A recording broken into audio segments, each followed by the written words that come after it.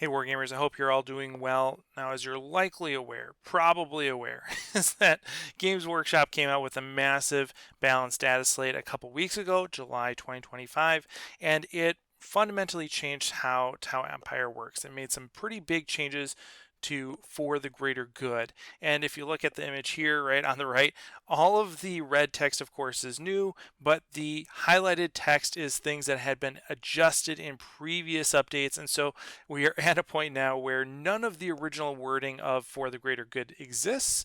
It has all been tinkered with since publication, and this latest change makes a huge difference for how the Army works. And it's really a massive buff Army wide. So basically, how it works now, instead of having observers and guided units and spotted units that all are kind of one to one to one, you pick a series of units at the beginning of your shooting phase to be observers, and then when you get to that unit in the workings of your shooting phase, you declare which unit they are going to spot, and that unit now becomes spotted for any unit in your army that has for the greater good and is going to be shooting at it. Those units are now guided units, and so units that are shooting at that spotted unit get +1 BS just like before, but there's no rigidity in how that rule works. If a unit is spotted for one unit, it's spotted for any unit that wants to shoot at it. It's not a one-to-one thing,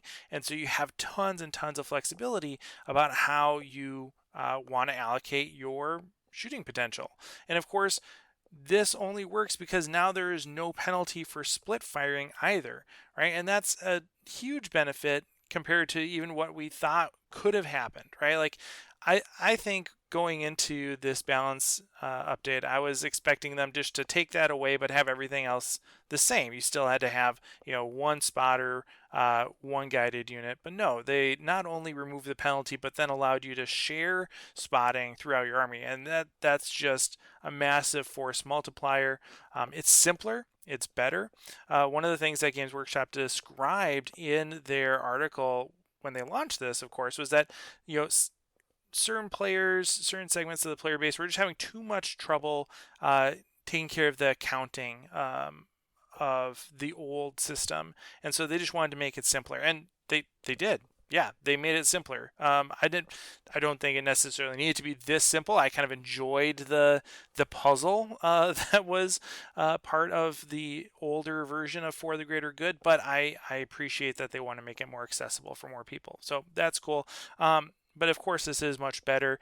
It makes stealth suits insanely good. This is why stealth suits received the point increase with that data slate as well. Was that, well, at least for 3-man units, they're much more expensive now, and that's because that stealth suit benefit, getting rerolls ones to hit and wound, now applies to potentially your whole army if it's shooting at one target. So that's pretty wild. That's a massive force multiplier, and something that makes stealth suits an auto include more so than they were before. They're auto include of auto includes at this point for the army, which is kind of cool considering the history of stealth suits at times being a relatively neglected unit.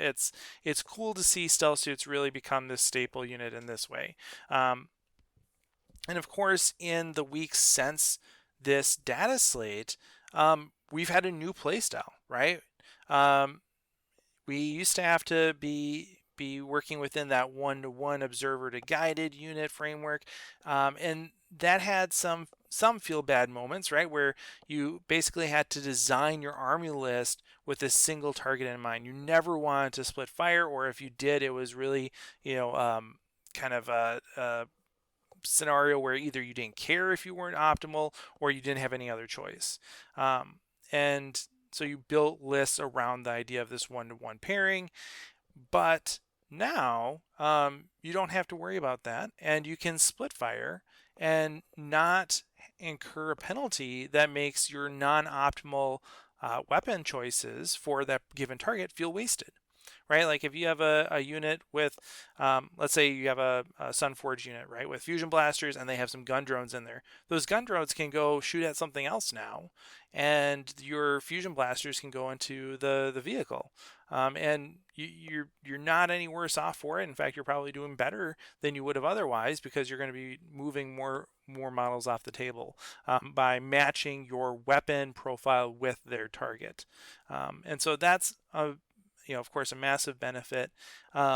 And makes playing much more dynamic, much simpler, and allows you as a Tau player to utilize your army to the best of its ability. You make the Tau all that they can be. So which units are taking advantage of this? Which units are getting more play now than they were before? And that's my big question for you is I want to know what you're using now that's different than before.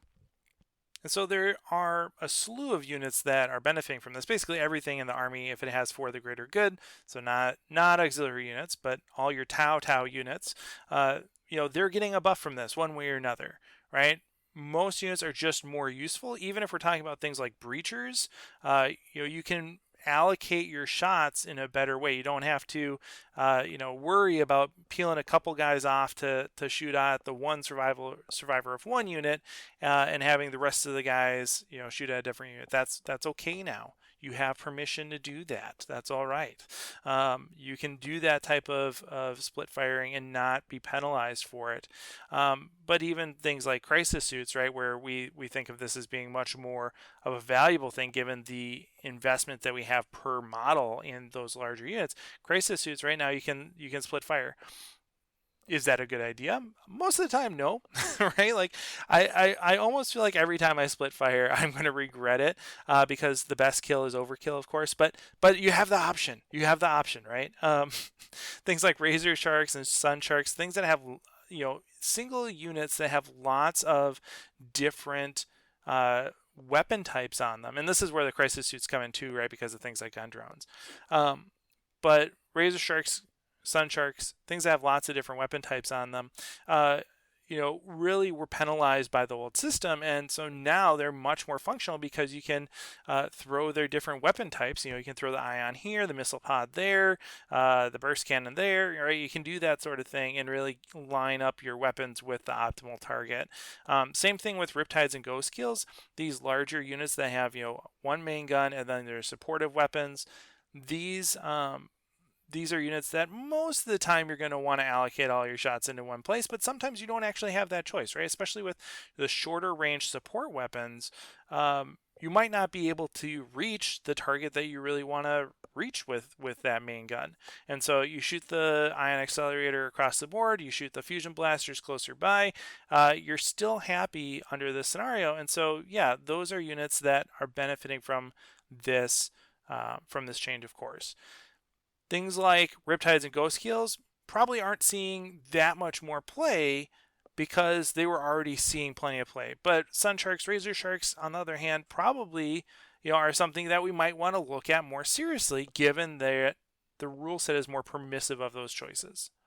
The places where we see these principles applied even more acutely are for these bigger, more powerful units. So Storm Surges, Tiger Sharks, aside from the issues of base size and mobility of the Tiger Shark, both the Storm Surge and the Tiger Shark were handicapped by the same rules problems, and that was, of course, that they had lots of different guns, lots of different profiles that you probably wouldn't want to put all in one place.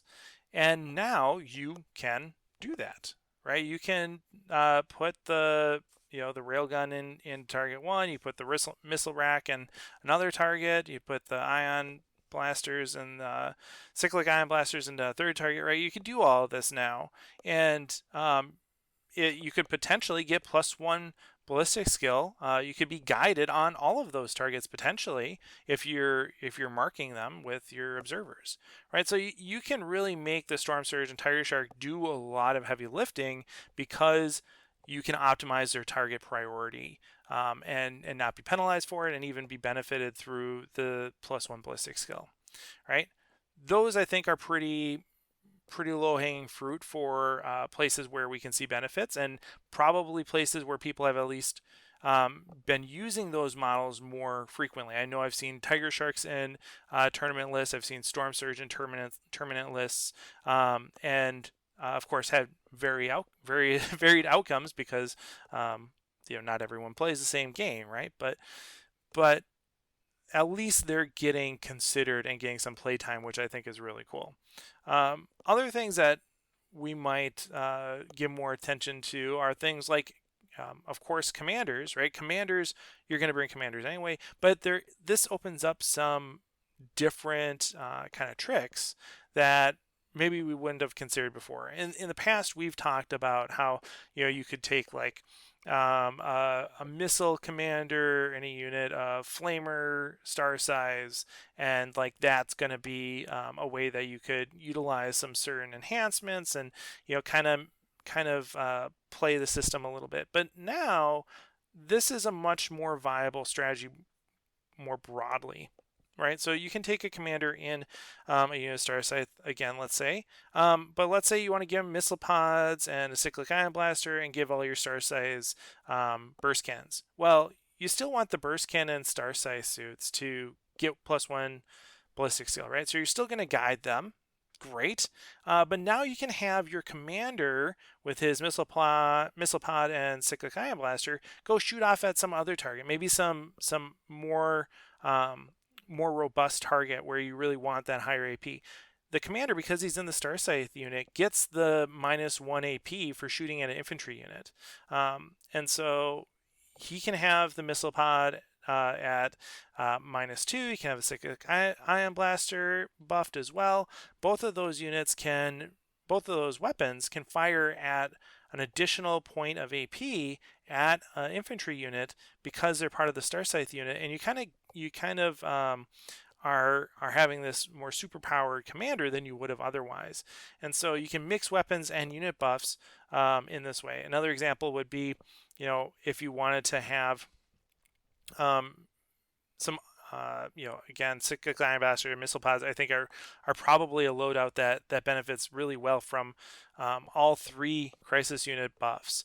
But we could put missile pods, cyclic ion blaster in a unit of Sunforge suits, and have them pick at some lighter vehicles, right? And suddenly you're getting more shots. You're getting a more volume of fire approach, but you're going to maybe be able to make more out of that from a distance, especially because using missile pods with the commander in a Sunforge unit, and the rest of the unit can shoot at something else that's closer by, but then your commander can pick off a couple of those lighter transports or something. You get a lot of mileage out of that. If we were thinking about a fire knife unit, you could put fusion blasters in there, and be able to really make sure those hits land. That's another really good application of mixing and matching commanders with these crisis suit units in a way that you're getting these unit buffs in the places that you need them, and in ways that are now facilitated because you can split fire and still get the +1 BS. So that is a really useful thing. Even if you don't guide the commander's target, right? Even if you're not spotting the commander's target and you're just having the crisis suits shoot at a spotted target, and the commander is using its native ballistic skill, that's still a win. That's still really good. So I think commanders can do some more sneaky, tricky things now than they would have been able to do in the past, and that opens up some cool play options. Pathfinders, another unit that's benefiting from this, right? Because of the way that For the Greater Good has changed, Pathfinders needed a revised rule as well. Now they just get the +1 ballistic skill 2 if they're guiding. So it used to be that they would guide 2 units. Now it's essentially the same thing, but they're guiding themselves. Cool. That's fine. It means that you can still be an observer and split off your heavy weapon, your special weapon choice, to do something else, right? So you can have the Pathfinders be an observer, you can have them have their pulse carbines shoot into one target, but then you can have your ion rifles or your rail rifles shoot at something else, something across the board, let's say, or whatever. And you're going to get, again, a lot more mileage out of that unit in a way that you couldn't before. And that's fantastic. So Pathfinders in particular, I think, were a good choice before. I think they are a fantastic choice now. And they are something that I am excited about getting more time to play with. And I want to know if you've been able to use them effectively or not as well. And then finally, broadsides, right? Broadsides, one of the big challenges in the past was balancing stratagem economy versus basically targeting efficiency and for the greater good, right? Like you wanted to have your broadsides split up so that they could potentially shoot at different targets, but now they can all be in one unit. You can guide for multiple different targets, and you can still get the benefit of a stratagem, depending on the stratagem, right? Because some of them require a particular unit to be identified, right, and all that. But still, you can kind of get the best of, I won't even say both worlds, I'll say all worlds, right? Like there's multiple different lanes here that we're benefiting from. And so, piling your broadsides together allows you to do a lot of different things in a pretty cool way. So overall, I think these are the units where we would probably see the strongest shifts in their utility, strongest shifts in their representation on the tabletop. And I want to know if you've been changing how you've played with these units and how it's going. So please let me know in the comments below. And yeah, so thanks for watching, and as always, happy wargaming. I did want to talk to you a little bit about the channel at the end of the video here, just letting you know that, yeah, I'm coming back from a bit of a hiatus, but I'm really excited about content creation again and getting back into the groove of things. So I'm hoping that you will be along with me for that. One of the things that I've changed with how the channel works is that the Patreon is now really just a tip jar. I don't have like bigger, bigger perks or things like that. It's just a way of saying that, hey, you support the channel. But if you do want to take the step further and support the channel, you can go on the Etsy store. I have a whole new suite of minis there, not just the original Invasive Wargaming model, but 2 additional models that you might want to check out. I'll have a video on those coming out in the near future. And the Invasive Wargaming dice are up there as well. So if you really do want to support the channel, that's one way that you can do it and get some cool stuff at the same time. As always, like I said, thanks for watching and happy wargaming, and I'll see you next time.